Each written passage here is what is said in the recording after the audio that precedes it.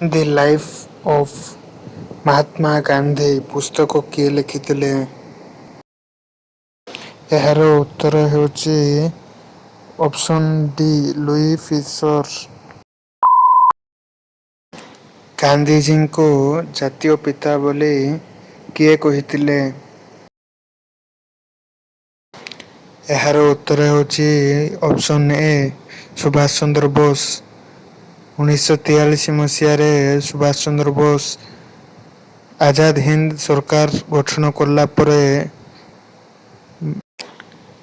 ଆଜାଦ ହିନ୍ଦ ରେଡ଼ିଓରୁ ମହାତ୍ମା ଗାନ୍ଧୀଙ୍କୁ ଜାତୀୟ ପିତା ବୋଲି ସମ୍ବୋଧନ କରିଥିଲେ।